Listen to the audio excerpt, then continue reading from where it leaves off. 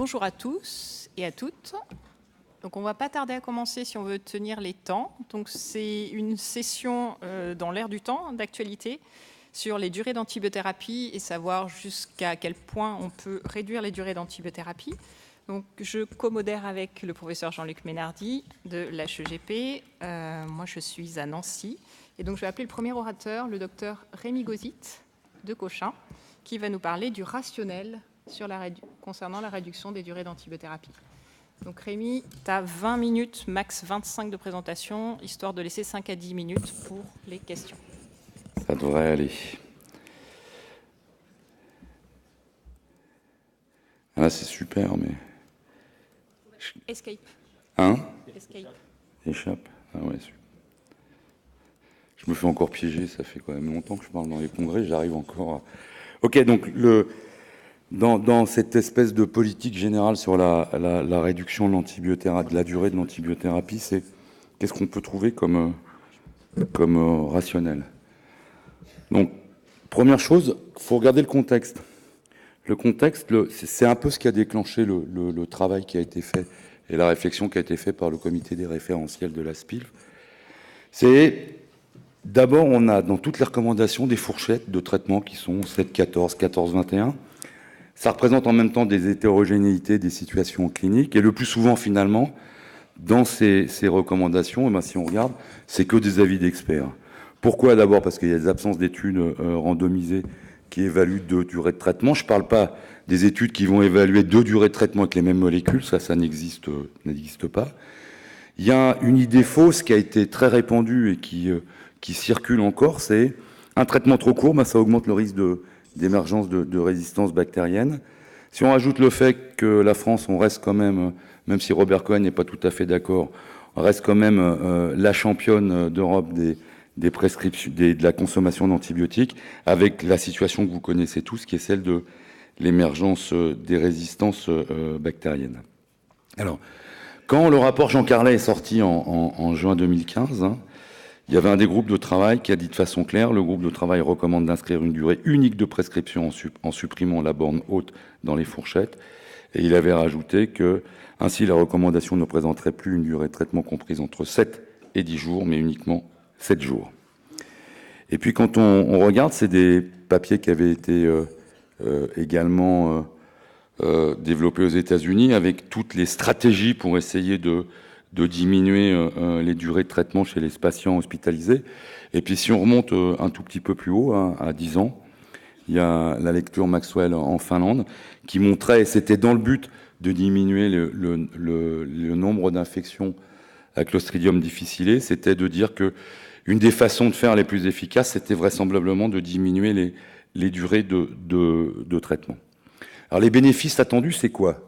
C'est bien sûr, la diminution de la prévalence des événements indésirables, dont les infections à Clostridium difficile.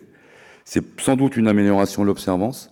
C'est sans doute une réduction des coûts de traitement. Alors ça, réduction des coûts de traitement, c'est pris dans toutes les études anglaises. C'est peut-être pas vraiment un problème, même si sur le prix des antibiotiques, même si les 2 ou 3 dernières molécules coûtent un peu cher. Et puis surtout, c'était l'idée d'un moindre impact sur le microbiote avec un rôle de prévention dans la sélection de résistance bactérienne. Alors on est bien d'accord, traitement antibiotique trop court, c'est risque de récidive, un risque de pas traiter l'infection. Donc le prérequis, ça doit être absolument, dans les réductions de durée de traitement, qu'il n'y ait pas de perte d'efficacité. Et trop long, c'est le risque de résistance, qu'il soit individuel ou collectif. Et puis également l'augmentation des effets indésirés et les coûts, on en a déjà parlé. Alors autant la relation consommation-émergence de la résistance, elle est parfaitement, entre guillemets, démontrée, ou au moins admise à l'échelon individuel et à l'échelon collectif. Quand on regarde pour la relation durée de traitement, émergence de résistance, c'est un peu plus compliqué. Il n'y a pas ou peu de données cliniques et on a très très nombreux facteurs confondants. Quand on regarde ce qui va avoir de l'influence sur le microbiote et sur l'émergence des résistances, il y a sans aucun doute l'impact de durée totale, mais qu'est-ce que fait les toutes premières doses en termes d'écologie?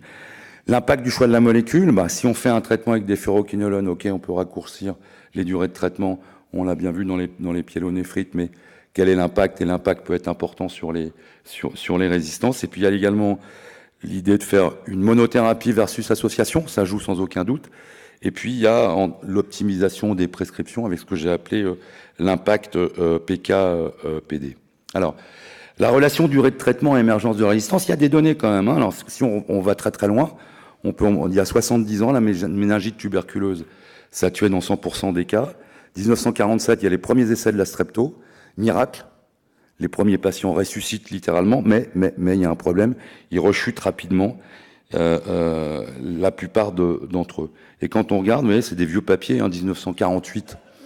Dans ce qu'on regarde, il y avait un papier qui avait regardé ce qui se passait sur la sensibilité du BK à la streptomycine dans les tuberculoses pulmonaires, et vous voyez qu'on a une augmentation de la résistance, qui est super importante en fonction de la durée de traitement. Et puis il y a d'autres données, quand on essaye de regarder un petit peu dans la littérature ce qui se passe, il y a d'autres données qui sont également vieilles, 1977, c'est des patients qui sont traités pour acné par tétracycline, et on regarde ce qui se passe dans leur flore digestive, et quand on regarde, vous voyez sur les gens avant traitement, il y a 50% des gens qui sont tétraères, puis plus on augmente la durée de traitement, plus le pourcentage de patients qui portent des souches tétraères est augmenté. Et puis quand on regarde ce qui se passe sur les autres classes d'antibiotiques, vous avez les autres antibiotiques qui sont en dessous, vous voyez c'est pareil. Au fur et à mesure que la durée de traitement est prolongée, vous avez une augmentation de cette multi-résistance. Haute papier, tout ça c'est des arguments un peu indirects. Haute papier qui est hôpital de San Francisco, c'est en plein boom de l'épidémie de sida. Et on regarde au moment où ils introduisent la prophylaxie par le Bactrim, vous voyez, vous avez là la prophylaxie par le Bactrim. On regarde ce qui se passe dans les unités qui suivent des patients qui ont le sida par rapport à des unités qui ne suivent pas des patients qui ont le sida, et on voit qu'on a dans ces unités, on a une émergence de la résistance à la fois du staph, mais également d'un certain nombre d'entérobactéries au Bactrim. Autre papier, qui suit la pédiatrie, qui montre, et c'est un beau papier là qui avait été fait dans le JAMA aussi, c'est pareil, c'est un peu vieux, c'est en 1998, qui montre qu'un des facteurs essentiels de risque de portage des pneumocoques résistants à la pénie chez les enfants, c'est le fait d'avoir un traitement antibiotique d'une durée supérieure à 5 jours. Pareil, on change de catégorie, papier un peu plus récent, là on est en réanimation, c'est l'étude du portage de BGN résistant au carbapénem chez les patients de réanimation, ça a été fait à Bichat, et vous voyez que dans les 72 premières heures de traitement, c'est là que vous avez le risque de maximum d'émergence de traitement, parce que vous avez une émergence de traitement qui est multipliée par 6, et si vous prolongez, vous continuez à augmenter cette émergence et ce risque d'être colonisé avec des bacilles gram négatifs résistants au carbapénem. Et puis quand on regarde, il n'y a pas beaucoup de contre-arguments dans la littérature. Alors il y a cette étude qui est l'utilisation des macrolides sur le web chez des volontaires sains. Vous voyez que là, que ce soit l'azitro ou que ce soit la claritro, c'est un peu un contre-exemple, c'est-à-dire que la prolongation du durée de traitement ne va pas aggraver les choses et qu'on a l'impression que tout s'est joué dans les 4 ou 5 premiers jours. Alors, les traitements courts, il y a 5 éléments déterminants. Il y a le germe. Pneumocoque versus légionnelle, c'est pas la même chose. Les durées de traitement ne sont sans doute pas les mêmes. Est-ce que c'est une souche qui est réellement sensible? Le site infecté, une pneumopathie, c'est pas la même chose qu'une prostatite. Est-ce qu'il existe du matériel étranger? Est-ce qu'il y a un abcès? Vous savez que les antibiotiques, ça diffuse pas bien dans les abcès. La gravité intervient sans aucun doute aussi en ligne de compte. C'est pas la même chose de traiter une infection cutanée en ambulatoire, en érésipèle, versus les cellulites de réanimation avec choc septique. Et puis, il faut également intégrer dans ce raisonnement la réponse immunitaire de l'hôte et l'existence ou pas d'une immunodépression. Et puis l'antibiotique lui-même. Bêta-lactamine, bactéricide versus un antibiotique vraiment bactériostatique. Même si c'est un peu difficile à démontrer, il est vraisemblable quand même que ça joue un rôle. Alors, le comité des référentiels de la SPILF, on a travaillé là-dessus pendant 1 an et demi, presque 2. On a publié ce papier dans MMI, qui ne sont pas des recommandations, c'est les propositions propres du comité des référentiels. Et donc, je vais essayer de vous prendre 2 exemples. Si on prend une PAC, une vraie pneumonie communautaire, la durée de traitement, c'est quoi? 3 jours, 5 jours, 7 jours, 10 jours, voire plus.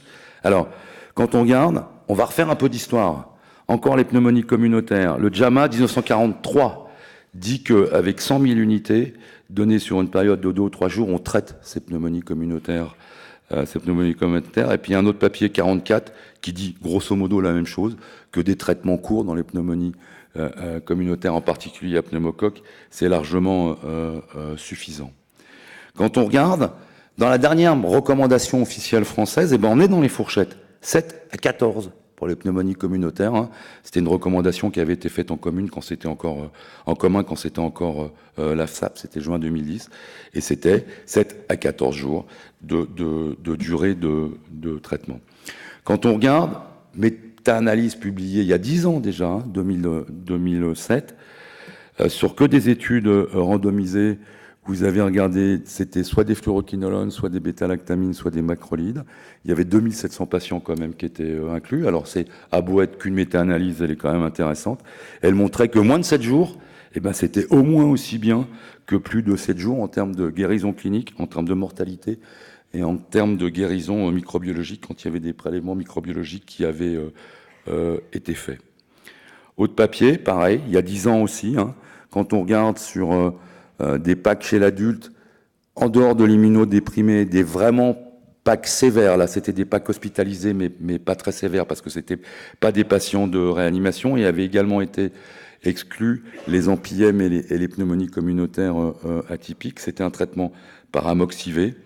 Et ce que proposait cette étude, hein, c'était si le patient il est bien à 3 jours, bien ça voulait dire quoi? Ça veut dire moins de 38 et qu'il y avait un relais oral qui était faisable. Ils ont fait une randomisation J3 versus J8, soit placebo, soit amoxicilline en relais oral. Et ça montre quoi? Ça montre qu'il n'y a strictement aucune différence et que si le patient va bien et a bien évolué, on peut arrêter le traitement à 3 jours de traitement. Alors, il y a des situations qui sont sans aucun doute pas propices, hein, dans lesquelles on prend plus de risques à avoir une diminution de traitement. C'est peut-être chez les patients qui sont en choc septique. Je dis bien peut-être, hein, parce que la réponse, elle n'est pas claire. C'est dans les abcès. Pourquoi? Parce que quand il y a un abcès pulmonaire, c'est comme dans tous les abcès, les antibiotiques ont un peu mal à diffuser à travers la coque. Il y a sans doute le terrain chez les patients les plus fragiles, et puis chez les patients chez qui l'évolution clinique est pas favorable. Deuxième exemple que je vous ai pris, j'en ai pris que 2, j'ai pris que du poumon, les pneumopathies acquises sous ventilation mécanique. Durée de traitement, pareil, 3 jours, 8 jours, 15 jours, 21 jours, ou peut-être même voire plus. Alors 3 jours, non, c'est sûr. Pourtant, il y a un papier qui a été publié cette année, qui montrait sur des PAVM, c'était une étude rétrospective effectuée sur 9 ans, et ils se sont posé la question de savoir quand est-ce qu'ils pouvaient faire des arrêts très précoces sur des PAVM sans signe de gravité. Mais quand on regarde la plupart des PAVM, donc des pneumopathies acquises sous ventilation mécanique de réanimation, il y en a 70-75% qui sont sans signe de gravité vrai. Et finalement, le diagnostic, il est fait parce qu'un matin au staff, il y a un des réanimateurs qui dit « Tiens, la FiO2, on n'arrive pas à la bouger, les gaz du sang, ils sont pas terribles, ça a un tout petit peu diminué. Tiens, si on faisait un prélèvement, s'il avait une PAVM. » Quand on regarde la vie des PAVM, à part quelques épisodes qui sont vraiment des épisodes sur lesquels le patient est en train de dévisser, c'est généralement des tableaux comme ça qu'on a. Et ils ont regardé ce qui se passait, traitement court, c'est-à-dire 1 à 3 jours, versus 3 jours, pas de différence significative en termes de délai d'extubation, de mortalité sous ventilation, de durée de séjour, à la fois en réa et à l'hôpital, alors que la durée, quand on comparait dans les deux groupes, on avait 2 jours de traitement versus 9. Sauf que là, quand on reprend bien en détail cette étude, il y a sans aucun doute un grand nombre de patients. Ce ne sont pas des vrais PAVM, et c'est autre chose, c'est un autre événement. Donc 3 jours dans les PAVM, sans doute non. Ensuite, comment on peut s'en tirer sur les PAVM? Quand on prend l'étude de Chastre qui avait comparé 8 jours versus 15 jours, quand on regarde les paramètres cliniques, température, leucocytose, le rapport PaO2 sur FiO2, regardez ce qui se passe entre 7 et 15 jours. Vous ne pouvez pas faire la différence en termes de température, vous ne pouvez pas faire la différence en termes de leucocytose, pas faire de différence en termes de rapport PaO2 sur FiO2. Et quand vous regardez à 15 jours de traitement, il y a encore une bonne pourcentage de patients qui ont une température qui est supérieure à 37,8. Donc, pour décider de la fin d'un traitement, sur les pneumopathies acquises sous ventilation mécanique, la clinique, ça suffit pas, ça marche pas. Ils ont regardé dans cette étude, ils ont regardé dans une étude qui était randomisée en double aveugle, ils ont fait 8 jours versus 15 jours, et on voit que 8 jours versus 15 jours, il n'y a strictement aucune différence en termes de probabilité de survie chez ces patients. Et finalement, quand on regarde ce qui a été publié longtemps après, on est plus de 10 ans après, et bien dans les guidelines de l'IDSA sur les pneumopathies acquises sous ventilation mécanique, ils recommandent une durée de séjour chez tous les patients, même chez les patients qui ont des pneumopathies à PIO. Il y a ce papier qui est tout récent, hein, qui a moins d'1 an, qui est sur le shorter is better, où vous voyez où il y a un certain nombre de recommandations où on peut diminuer les durées de traitement. Si vous prenez, on va reprendre les pneumonies communautaires, 7-10 jours, 3-5 jours, il n'y a pas de différence. Quand on regarde, il y a suffisamment de données dans la littérature. Quand on regarde ce qu'il y a sur les infections intra-abdominales communautaires, les recommandations longues, c'est 10 jours. Il y a un superbe papier qui montre que si le chirurgien a bien fait son boulot, 4 jours, ça suffit. Puis vous voyez les pyélonéphrite de 10-14, on peut passer à des traitements beaucoup plus courts. Quand on regarde le rapport d'ATB Raisin de l'année dernière, le dernier publié, diminution de prescription, c'est sûr, c'est moins souvent, mais c'est également moins longtemps. Et le but d'ATB Raisin aujourd'hui, c'est d'avoir une réduction à moins de 10% de proportion de traitement antibiotique curatif de plus de 7 jours. Alors, il y a des trucs sur lesquels on n'a pas les réponses, hein, et ça, on l'a bien vu quand on a fait le travail avec le comité des référentiels. Il y a plein d'études qui sont à prévoir, hein, que ce soit les sinusites, que ce soit sur les infections ostéo-articulaires, où vous voyez, il y a des données qui donnent envie de comparer des durées de traitement longues à des durées de traitement beaucoup plus courtes. Et puis je vais finir par ce papier qui vient d'être soumis au JAC, hein, c'est une enquête qui a été faite entre septembre et décembre 2016, donc il y a juste 1 an. C'est une enquête européenne. 866 participants. Ces participants, c'était quoi? C'était des infectiologues. Et 73% de ces infectiologues faisaient partie d'une équipe d'antibiothérapie transversale, d'un team d'antibiothérapie stewardship, et on leur a présenté 15 vignettes cliniques habituelles. Alors, je ne vais pas vous détailler, je vais simplement vous montrer la conclusion, et c'est que la conclusion de l'abstract. Aujourd'hui, la majorité des spécialistes en infectiologie ne font pas, dans leur pratique personnelle, quand ils font des propositions, ils proposent le plus souvent, ils ne proposent pas la durée d'antibiothérapie la plus courte possible. Et ça, je pense qu'il y a un gros travail à faire là-dessus sur notre apprentissage à tous, le fait de prendre pour nous ces recommandations et dans nos propositions, dans la vie de tous les jours, de faire des traitements plus courts que ceux qu'on fait classiquement. Voilà, je vous remercie.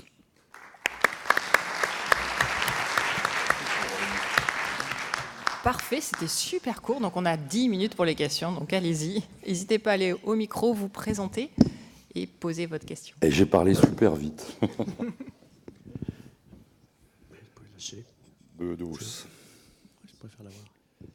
Oui, tu as posé la question de la durée de traitement dans les malades en choc septique. En septique sévère, tu as mis un point d'interrogation. Franchement, un choc septique, un septique sévère, ça n'a rien à voir avec l'antibiothérapie. Donc en quoi, à ton avis, ça se discute de faire aussi court que pour les autres pathologies quand on est en choc septique ou pas? Parce que franchement, je ne vois pas l'intérêt. Tu ne vois pas l'intérêt de quoi? De prolonger le traitement? De prolonger. On est d'accord. J'ai mis un point d'interrogation. Pourquoi? S'il n'y a que mon avis à moi, le point d'interrogation, je l'enlève, il n'y a pas de problème. Je crois que c'est toujours pareil. Tu l'as bien démontré dans les ARDS des pneumopathies à pneumocoque. Hein. Quand tu travailles sur les souris, elles sont mal, elles sont en ARDS. Et en fait, quand tu vas tuer les souris et que tu regardes ce qu'il y a, il n'y a plus un pneumocoque à l'intérieur, il n'y a plus que des cadavres de pneumocoque. Le choc septique, c'est pareil. C'est la cascade anti-inflammatoire qui continue à jouer, les pros, les contres, cette espèce de soupe aux cytokines. Mais la plupart du temps, le choc septique n'est pas une indication à prolonger une antibiothérapie par rapport à ce qui est défini pour une pathologie. Je pense qu'il y a une autre remarque sur les hémocultures positives, en particulier dans les PAC. Ouais. C'est pareil. C'est pareil, Aucune même chose. étude a montré que l'hémoculture changeait le pronostic. Et donc Pareil, ça ne mais- change pas la durée de traitement. Et ça, c'est important de le dire parce que je pense qu'on est toujours sur un dogme contraire. Alors, tu as complètement raison, c'est vrai sur les pneumonies, c'est-à-dire que l'existence d'une bactériémie dans une pneumonie communautaire, ça ne doit pas faire augmenter la durée de traitement. C'est vrai également dans toutes les infections urinaires, c'est vrai également dans les infections intra-abdominales, hein, que ce soit les péritonites communautaires ou les péritonites post-op, ça a été parfaitement démontré. Juste pour préciser, il y a un topo demain dessus. Dans les recommandations 2016 de la Sepsis Surviving Campaign, pour ce qui est des chocs septiques, la durée est proposée et elle est de 7 à 10 jours, en disant que s'il s'agit de sepsis, on peut faire beaucoup plus court, qu'en fonction d'un certain nombre de sites opératoires, notamment après le papier du New England sur les péritonites, on peut faire beaucoup plus court. Donc, a priori, il n'y a pas d'augmentation de durée dans ces recommandations 2016 sur le simple fait d'avoir un choc septique. Ouais. Mais par contre, il y a des augmentations de durée sur notamment Staph doré en bactériémie qui volontiers est proposé, mais un peu comme vous, puisque j'ai comparé avec les recommandations de MMI de 14 jours. Et pour une fois, c'est des recommandations françaises qui ont été les premières, on n'a pas attendu que les Américains ou les anglo-saxons fassent des trucs, on les a sortis. Mais je suis d'accord avec toi, mais c'est dommage que dans la Surviving Sepsis Campaign, ils n'aient pas écrit que le fait que dans une pathologie, tu aies une bactériémie, ça devait modifier la durée de traitement. C'est ça qu'il fallait écrire et ça réglait le problème. Voilà, le costumier Tarme. Mon maître Philippe Canton disait la définition de la guérison, c'est l'absence de rechute. C'est vrai que rabaisser les durées de traitement, c'est toujours plus facile de les rallonger que de les rabaisser. On a vu émerger quand même des marqueurs comme la procalcitonine, la CRP, ou la procalcitonine, le rosemucoïde, justement pour essayer d'adapter patient par patient la durée de traitement. Et qu'est-ce que vous en pensez? Alors, je pense que l'avantage essentiel de ce que nous a apporté la PCT, ça nous a permis de réfléchir à ça. Ça nous a permis et le premier truc sur lequel ça a été fait, ça a été sur les pneumonies communautaires. Je ne parle pas de l'aide au diagnostic, ça c'est autre chose, je pense qu'on n'en a pas vraiment besoin. Je parle sur l'évaluation de la durée de traitement. Le seul truc sur lequel ça a été validé, mais qui nous a permis en plus de réfléchir, hein, c'est ça qui a initié. C'est le fait des équipes qui ont commencé à dire, si on joue avec la PCT, peut-être qu'on peut réduire les durées de traitement. Moi, je pense aujourd'hui que on ne peut pas en faire une politique individuelle, qu'il ne faut surtout pas faire des PCT tous les jours à tous les patients, en particulier chez les patients de réanimation, qu'il y a quand même pas mal de faux positifs, hein, et plus on l'utilise, plus on se rend compte qu'il y a de multiples faux positifs. Et aujourd'hui, je pense que, alors ça n'engage que moi, hein, mais je pense que dans un service de réanimation et dans beaucoup d'autres situations, on n'a pas besoin de la PCT pour savoir ce qu'il faut faire d'une durée de traitement. Yves Elker, Saint-Germain-en-Laye. Oui, Rémi, j'aimerais qu'on vienne sur la notion de terrain, qui souvent est une notion qui entraîne une consommation antibiotique un peu supérieure, donc des durées de traitement qui sont supérieures. Et je pense que dans les guidelines, il faudrait qu'il y ait vraiment cette notion de terrain qui nécessite potentiellement une augmentation d'antibiothérapie. Parce que quand on fait le listing, il y a très peu de terrain qui entraîne une décision de prolonger. Et souvent, malheureusement, c'est celle-ci qui entraîne. Le patient est vieux, le patient est diabétique, le patient est bronchopathe chronique, et tout d'un coup, on voit les durées d'antibiothérapie qui s'allongent. Et je pense qu'il faudrait que dans les guidelines, vraiment cette notion de terrain, plus que fragile, mais terrain qui nécessite potentiellement augmentation, soit défini, et on se rend compte qu'il y en a très peu.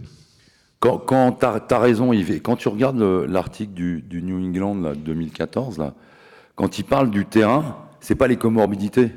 Quand tu parles du terrain, c'est le fait qu'il y a un abcès, le fait que ces endroits où les antibiotiques diffusent pas très bien, le fait que quand tu es devant un patient qui évolue pas bien, où là tu te reposes la question de savoir ce que tu fais de ta durée de traitement antibiotique, mais le terrain qui en lui-même, le BPCO, l'insuffisant cardiaque, l'insuffisant rénal, le diabétique qui justifie une durée de traitement, ça repose sur rien du tout dans la littérature. Rémi, tu as montré des dispositifs de 1943 et 1944 sur des durées courtes de traitement des pneumonies. Qu'est-ce qui a fait qu'on a basculé sur les traitements de 7 à 10 jours?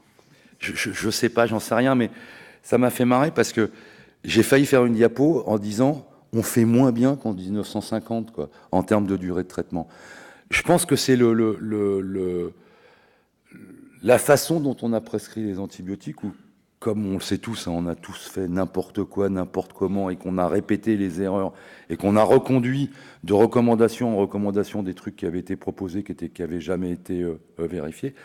Je crois que c'est tout simplement le fait qu'on a toujours été persuadé qu'on avait une marge d'avance sur la résistance. L'industrie, ils n'arrêtaient pas de nous mettre des nouvelles molécules, et que finalement on pouvait faire n'importe quoi, que ça changeait pas grand-chose, puisque certes, la résistance apparaissait. Alors les premiers staff en 49 ou 50, et puis après les premiers BGN, les premières BLSE quand moi j'étais chef à Bichat. Mais à chaque fois, l'industrie arrivait, elle nous proposait des trucs, donc on a continué à faire n'importe quoi. Mais sinon, sur les durées exactement, je peux pas dire. Mais c'est une discussion qu'on a eue également au niveau des méningites. Hein, quand tu regardes les modèles animaux sur les méningites, une méningite à méningo, une seule injection, ça suffit vraisemblablement à guérir tous les patients. Hein.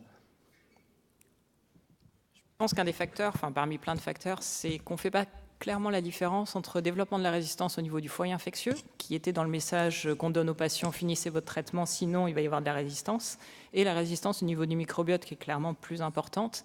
Et même dans tes diapos, tu étais des fois pas très clair, et c'est vraiment important d'être clair, parce que le problème, c'est la résistance au niveau du microbiote, pas tellement au niveau du foyer. Oui, on est d'accord, la résistance au niveau du foyer, c'est quelque chose qui est beaucoup plus rare, hein. Mais c'était quand même... Quand tu charges des arguments sur la durée de traitement, c'est un peu... T'as pas beaucoup de choses dans la littérature. Et puis l'autre chose sur laquelle on peut revenir sur des durées de traitement, par exemple, quand moi qui suis vieux maintenant, quand j'étais plus jeune, un Erisipel, c'était 21 jours. Aujourd'hui, on sait qu'un Erisipel, en 5 jours ou 7 jours, c'est guéri. Bah pourquoi ? Parce qu'en fait, on attendait la guérison clinique. Alors comme tu es devant un syndrome inflammatoire régional, et bah, tu attendais que la peau se normalise, donc ça faisait 3 semaines. Donc les gens prenaient 3 semaines d'antibiotiques. S'il n'y a plus de questions, on va remercier Rémi pour sa présentation claire et concise, et on va appeler le prochain orateur.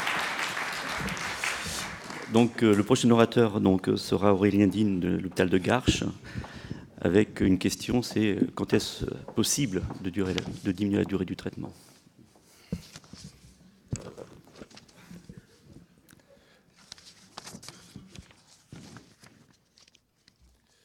Bonjour. Merci de m'avoir invité et de me permettre de parler sur ce sujet qui m'intéresse. C'est pas facile de parler entre Rémi et Pierre, je peux vous le dire. Et c'est pas facile de parler après Rémi qui a montré la moitié de mes diapos sans qu'on soit concerté. Cependant, un peu par provocation pour commencer, et c'est un peu dans la discussion qu'on a, parce que nous ici, autour de cet amphi, infectiologues, réanimateurs, microbiologistes, on est tous convaincus qu'il faut traiter plus court. Et le travail, c'est vraiment le stewardship, c'est d'aller convaincre les collègues de réduire la durée. Et c'est vrai qu'on est dans un sujet qui est hyper conflictuel, et vous savez que dans les différentes enquêtes, les discussions qui ont été faites, les antibiotiques fait partie des sujets les plus conflictuels à l'hôpital et qui opposent les gens parce qu'il y a beaucoup de croyances et en fait peu de data, comme l'a montré Rémi, en tout cas peu de data directe, notamment sur les durées de traitement. Alors, les durées de traitement, ça permet probablement de diminuer l'exposition, diminuer la résistance, peut-être moins que les indications, mais c'est quand même un élément important. Et souvent, en discutant avec les collègues, on dit ok, très bien, mais avant 41, il n'y avait pas d'antibiotiques, et pourtant, on est tous là. Quand on regarde la mortalité par maladie infectieuse aux États-Unis au cours du XXe siècle, on voit bien que la mise sur le marché de la pénicilline, la première utilisation en 41, il n'y a pas eu de cassure importante de la mortalité. Et donc, ça permet de relativiser un peu l'enjeu, mais pas le relativiser pour annihiler leur indication, mais vraiment pour les réserver aux situations où on en a vraiment besoin.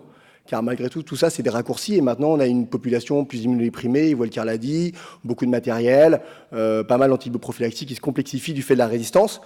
Mais on pourrait, par provocation, dire, comme disait Vincent Gerlier, c'est une catastrophe écologique, un peu à la manière de Tchernobyl, et on arrête tout.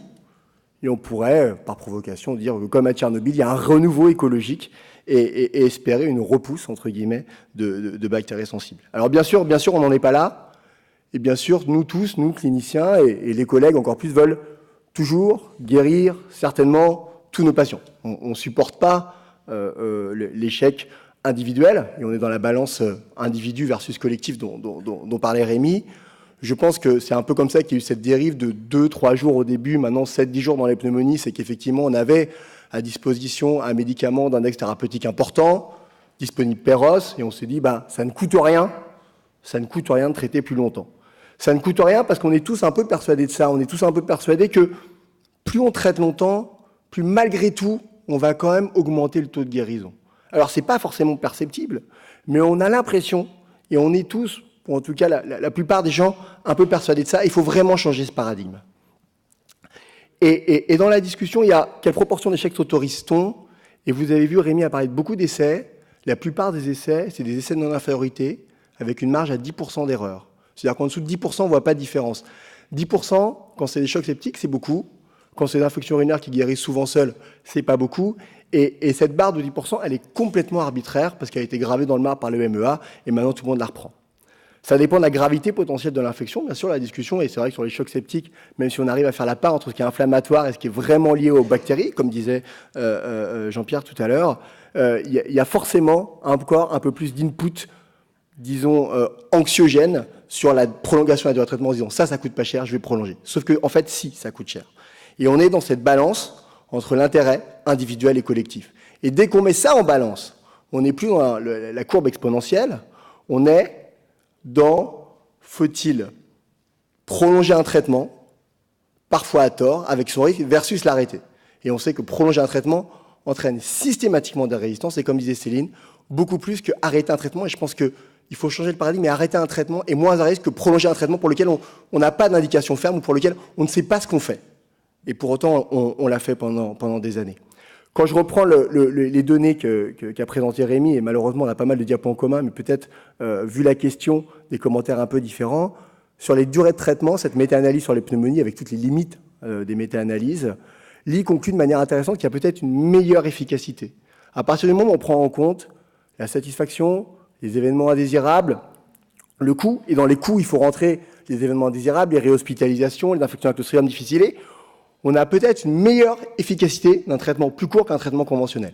Et là, vous voyez qu'encore une fois, on a un argument pour discuter avec les collègues et pour promouvoir des durées de traitement plus courtes que ce qui se fait habituellement.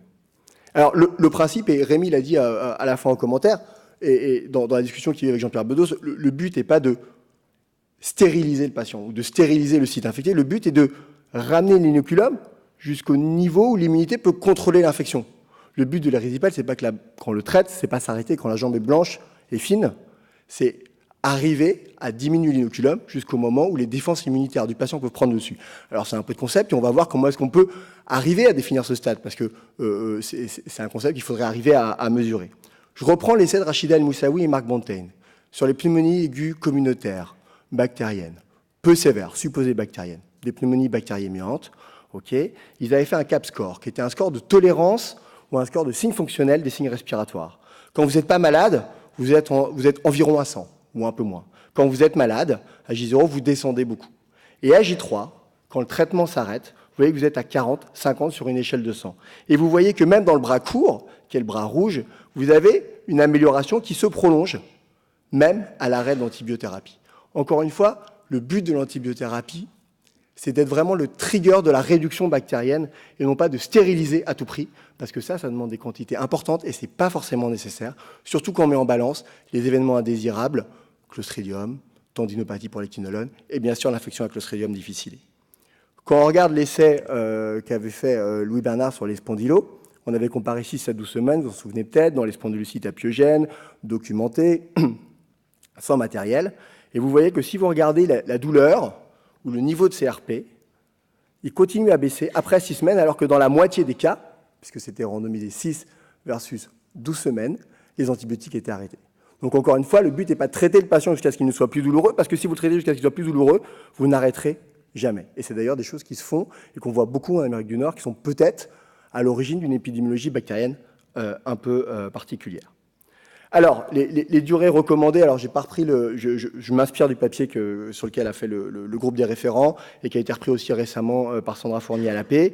On voit qu'on était pendant longtemps, enfin en tout cas au sacro-saint 7 jours et que plus de 7 jours il fallait justifier. Je pense que maintenant on a une évolution vers plutôt 5 jours. En tout cas, dans les infections communautaires, ça c'est certain. Et au-dessus de 5 jours, il faudra justifier. Mais 5 jours, 7 jours, pour qui, comment? On voit qu'il y a une espèce de discussion entre un microbe, sa résistance, le site, la diffusion, la mono, la bithérapie. Et probablement qu'un moyen de s'astreindre de toute cette réflexion qu'on fait tous les jours en se disant il est immunodéprimé, et puis j'ai un antibiotique qui diffuse moins, donc je vais traiter plus longtemps, qui ne repose pas sur grand-chose, technique d'intuition. Le meilleur moyen, c'est peut-être la réponse au traitement. Et la réponse, on peut voir ce que c'est, et on va beaucoup focaliser bien sûr sur l'infection respiratoire. En tout cas, la réponse clinique au traitement, c'est quelque chose qui peut nous aider. Et vous voyez que dans les recommandations EDSA, le traitement recommandé, c'est 5 jours, et il faut au moins 2 jours de critères de stabilité obtenus pour le malade pour pouvoir arrêter. D'accord ? Dans les pneumonies acquises sous ventilation mécanique, on voit qu'effectivement, il y a peut-être une place pour des durées très courtes ou peut-être un peu plus longues, mais qu'il faut se fier à la réponse clinique, biologique et radiologique au traitement. Les auteurs ne vont pas plus loin et après, il faut se débrouiller avec ça, ce qui est évidemment compliqué et multiparamétrique. Quand vous regardez l'étude de Rachida El Moussaoui, 3 jours versus 8 jours, je vous rappelle que la reco, elle est à 5-7 jours chez les Américains. 3 jours, pas de différence versus 8 jours. D'accord ? Donc ça, Rémi l'a bien dit. Alors, est-ce que c'est un nouveau concept ? Je reprends les papiers qu'a donné Rémi, JAMA 43, JAMA 44, 1 jour et demi, 2 jours, encore plus fort, étude randomisée, une seule journée, Rodesi 1950, pas de différence, mais petit effectif avec tous les aléas qu'on connaît, mais c'est un beau papier historique. Alors nous, on s'était dit, ok, Rachida El Moussaoui, Marc Montaigne l'ont fait 3 jours dans des pneumonies qui semblaient plutôt communautaires. Est-ce que 3 jours, ça peut marcher par bêta-lactamine? Et là, on a vraiment la comparaison molécule vis-à-vis des molécules, comme disait Rémi au début, dans les pneumonies aiguës communautaires. Donc on a comparé, en profondant l'essai randomisé, multicentrique, des critères d'inclusion de pneumonie aiguë communautaire comme d'habitude, et on ne randomisait que les patients qui, à J3, présentaient les critères de stabilité de l'IDSA, les fameux critères de Halm. Pas de score spécifique, juste un critère de stabilité de l'IDSA. Tous les patients arrivés aux urgences, ils étaient traités, C3G augmentait. J3, ils étaient randomisés uniquement chez les patients qui obtenaient les critères de stabilité, ils étaient réévalués à J15, qui est le critère principal.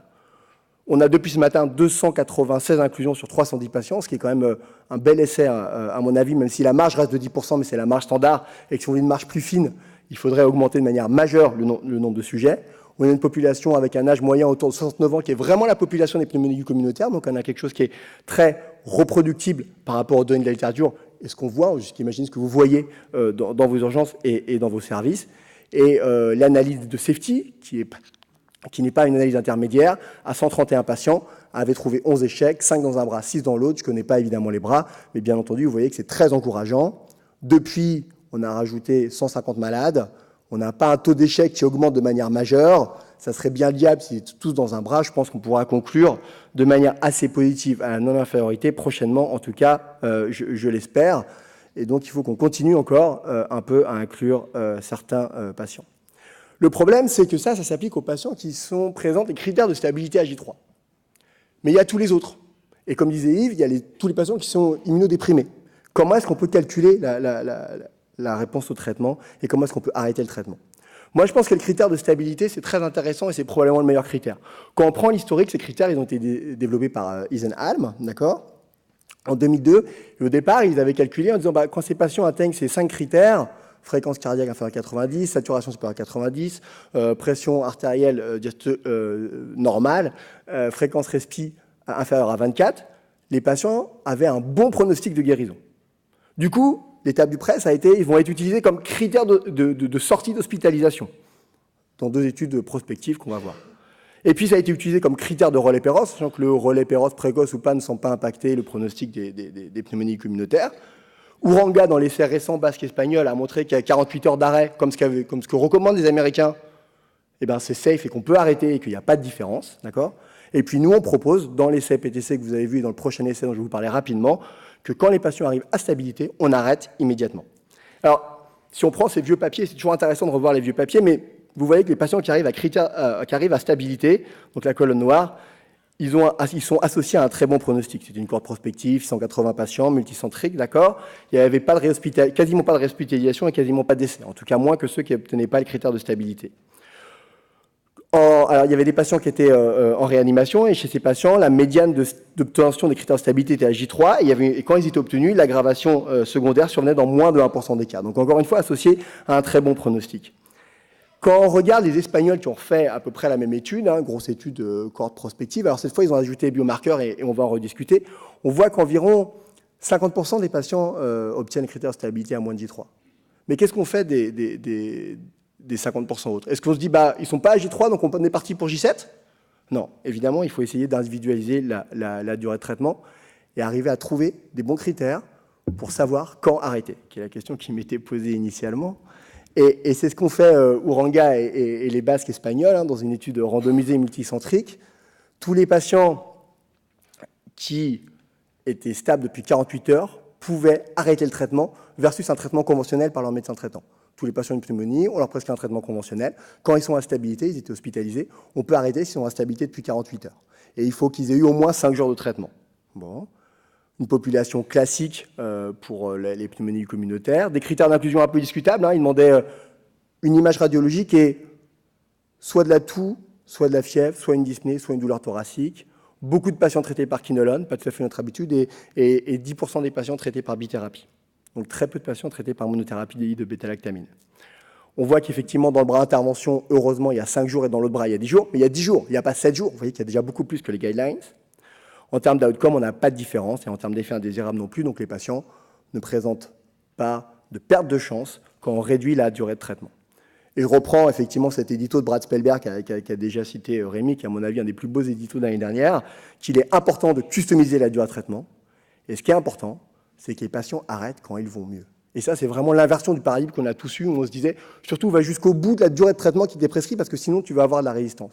Je pense encore une fois qu'il y a plus de risques à prolonger un traitement qu'à l'arrêter précocement. Il sera toujours temps de reprendre, car l'émergence de résistance, à mon avis, au site, est moins rapide. Et d'ailleurs, dans l'étude de Jean Chastre, si on regarde le bénéfice sur l'émergence de résistance bactérienne, dans le bras traité 8 jours, les patients qui avaient des PAVM qui récidivaient avaient une proportion de BGN résistants moins importante que ceux qui étaient traités 15 jours. Ce qui est une preuve encore que même au site, on a un bénéfice à diminuer la durée de traitement. Alors ça, c'est le prochain projet qui va débuter, c'est un PHRC récent, où, un peu comme Uranga, on va prendre des patients qui ont des pneumonies communautaires, mais c'est un essai qui sera fait en ambulatoire, ils seront monitorés avec des objets connectés, et dès qu'ils arrivent à stabilité, on les appellera et on les randomisera, et ça sera arrêt du traitement versus traitement initialement prévu. Et vous voyez qu'on pourra avoir des durées de 3, 4, 5, 6 jours. On va vraiment essayer d'évoluer, faire une customisation de la durée de traitement de manière à la calquer sur la réponse basée elle-même sur les critères de Helm. Alors la PCT, c'est vraiment une discussion. Je suis tout à fait d'accord avec ce qui vient d'être dit, c'est-à-dire que la PCT, ça agit comme un warning, comme un reminder dans cette méta-analyse récente, où on a repris toutes les infections respiratoires hautes et basses. Alors c'est vraiment très très hétérogène. Il y avait des algorithmes d'arrêt de traitement proposés en fonction de la PCT. On voit que le suivi de l'algorithme strict, il varie de 40 à 100%. En fait, qu'est-ce qui se passe, à mon avis, c'est que la PCT, elle est basse et on se dit, tiens, finalement, on va pouvoir arrêter, mais comment est le patient? Il va bien, oui, effectivement, on arrête. Mais c'est peut-être plus un reminder que vraiment un critère d'arrêt. Alors peut-être que, moi je ne suis pas réanimateur, et peut-être que son intérêt est un peu plus important en réanimation où la clinique et les critères de stabilité de Helm ne sont pas complètement superposables. Mais en tous les cas, si on est pragmatique, en tant qu'antimicrobial stewardship, on peut se dire que la PCT peut aider à réduire la durée de traitement. Et si c'est un moyen pour convaincre les collègues de réduire la durée de traitement, moi je prends. Ce qui était encore plus surprenant dans cette étude, c'est qu'il y avait une mortalité inférieure chez les bras qui étaient dans le groupe procalcitonine, et on voit que ces patients étaient moins exposés au traitement.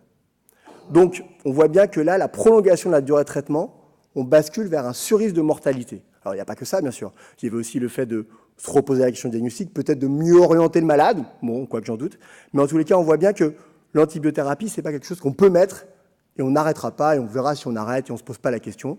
Il y a un risque à prolonger une antibiothérapie, d'accord ? Comme moi, quand je fais du stewardship, la moitié de mes questions, c'est la durée de traitement. Je réponds parce qu'il faut répondre, mais je n'ai pas beaucoup d'éléments. Je ne sais pas comment les gens faisaient avant. Je pense que les gens avant ne se posaient pas trop la question, en fait. On y allait et puis, il a de l'augmentin, l'arrête pas, on ne sait pas. C'est le contraire. Dès qu'on ne sait pas pourquoi une antibiothérapie, il faut l'arrêter, d'accord ? En tout cas, à mon sens. Donc, je vous encourage à lire cet édito du JAMA qui reprend vous savez, en 2016, l'OMS disait « Finissez toujours votre durée de traitement, même si vous sentez mieux, parce que vous risquez d'avoir des émergences de résistance. » Il faut vraiment changer ce paradigme. Il faut vraiment se dire « N'allez pas jusqu'au bout du traitement, si ça va mieux avant, vous arrêtez. » En tout cas, pour une infection respiratoire. avec le problème que peut poser le packaging et du coup, l'espèce d'attrait qu'il peut y avoir pour la prise d'antibiothérapie supplémentaire. Alors, tout ça, c'est bien beau, et on voit qu'on va peut-être démontrer 3 jours, mais on voit en pratique, c'est une étude récente de pratique dans le CID, une étude rétrospective, que 70% des patients sont traités de plus de 7 jours, que la durée moyenne de traitement, c'est quasiment 10 jours. Donc, même si on démontre 3 jours, peut-être que le fait de démontrer 3 jours permettra que les cliniciens fassent 5. Et on peut voir les choses comme ça, et essayer de promouvoir une durée encore plus courte permettra que les gens baissent un peu, et ça sera toujours ça de gagner pour nos patients.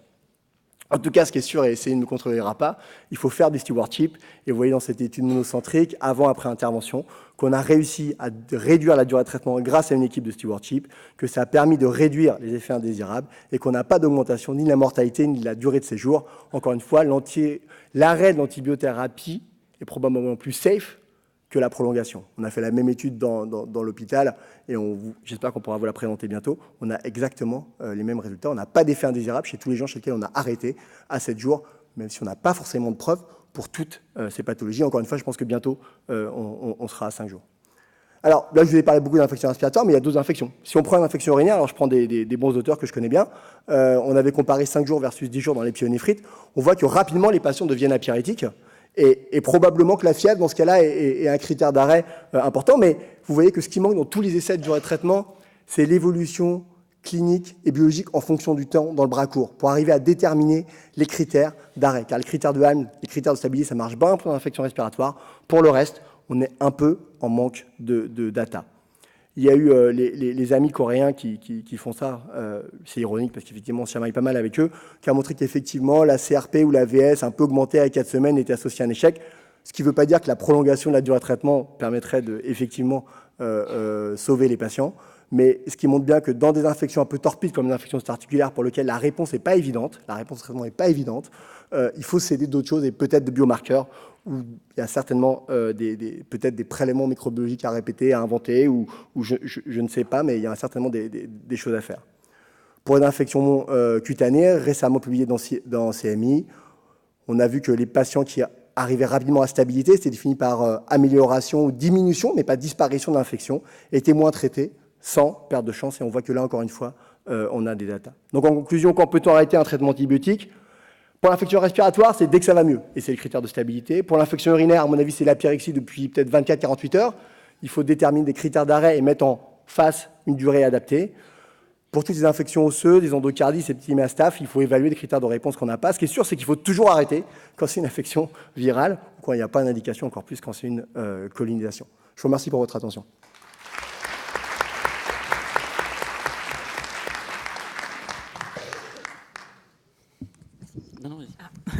Merci Aurélien pour ce topo très, très clair et intéressant. Si vous avez des questions, n'hésitez pas à aller au micro. Oui. Merci, Messadi, réanimateur de Tunis. Alors, ma question est un petit peu suggérée par une diapo qui ramène un petit peu un concept, je ne dirais pas nouveau, mais dont on ne parle pas beaucoup, et qui est que l'antibiothérapie aiderait un petit peu à ce que l'immunité puisse reprendre un petit peu le relais. Si j'ai bien compris. Ce que je suggère, ce que je souhaiterais poser comme question, c'est quelle serait alors la place des immunoglobulines comme adjuvant peut-être thérapeutique qui pourrait aider en fait à renforcer cet aspect de la prise en charge du malade et donc pourrait aider dans ce cadre à réduire certainement la durée de l'antibiothérapie, voire le succès du raccourcissement de cette antibiothérapie. Merci. C'est une question qui est difficile. Moi, je ne suis pas réanimateur. Alors, de ce que je connais des immunoglobulines, en tout cas en réanimation, il n'y a jamais de bénéfices qui ont été prouvés, mais peut-être pas évalués sur cet angle-là. Mais je suis d'accord que sur l'aspect multimodal, d'aider à guérir avec des solutions autres que l'antibiothérapie, et je ne sais pas si Tristan Ferry est là, mais on voit que les phages dans l'infection articulaire associées à l'antibiothérapie permettent peut-être de limiter l'antibiothérapie, pas de complètement s'en abstenir, mais peut-être de limiter. Il y a des essais en cours, je crois, dans les PAVM. Sur les immunoglobulines, je crois que les datas, pour l'instant, ne sont pas concluantes. Alors, je crois que je peux peut-être répondre. Il y a rien aujourd'hui en réa sur les immunoglobulines qui donne envie d'utiliser les immunoglobulines. Alors, et puis après, j'aurais une question. Je complète, la Sepsis Surviving Campaign 2016 dit clairement contre-indication. Moi, je voudrais revenir sur la PCT, moi. PCT et en particulier dans l'utilisation en réanimation. Je crois qu'il faut faire vraiment attention à la façon dont on va l'utiliser. Il y a une étude finlandaise, là, il y a 7-8 ans, qui a montré que dans l'ensemble des services de réanimation finlandais, ils avaient fait des algorithmes de modification des traitements antibiotiques en fonction d'un algorithme de PCT. Et alors c'est un peu compliqué l'étude, mais ça aboutissait à quoi? Ça aboutissait au fait que dans le groupe des réa qui avait utilisé la PCT, eh ben, on avait une augmentation de mortalité à la fin et une augmentation de prescription des antibiotiques à très très large spectre et une augmentation de la résistance de leurs infections nosocomiales. Donc, ok, ça peut être une aide, ça peut, dans certaines situations, ça peut aider, mais je pense que c'est surtout pas quelque chose qu'il faut utiliser en routine pour des décisions tout patient venu sur des algorithmes.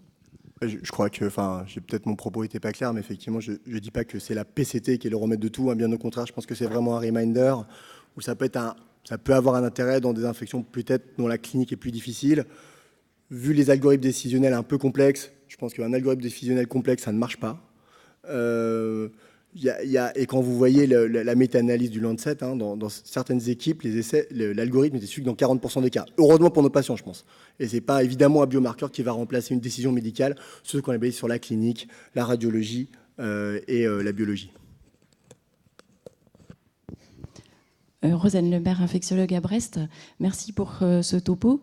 Donc c'est vrai que c'est très alléchant en fait de pouvoir administrer une durée de traitement personnalisée à chaque individu. Mais est-ce que le risque en fait c'est pas de donner aussi un message extrêmement complexe pour gagner 1 ou 2 jours? Je crois que 1 ou 2 jours sur 500 000 packs par an, ça fait 1 à 2 millions de jours d'antibiotiques économisés. Et comme disait Vincent Jarlier, 1 gramme d'économisé, c'est toujours une petite bataille dans la guerre de gagner. Effectivement que probablement dans l'essai en plus qui est communautaire on va avoir des durées plus courtes et le gain ne sera pas majeur.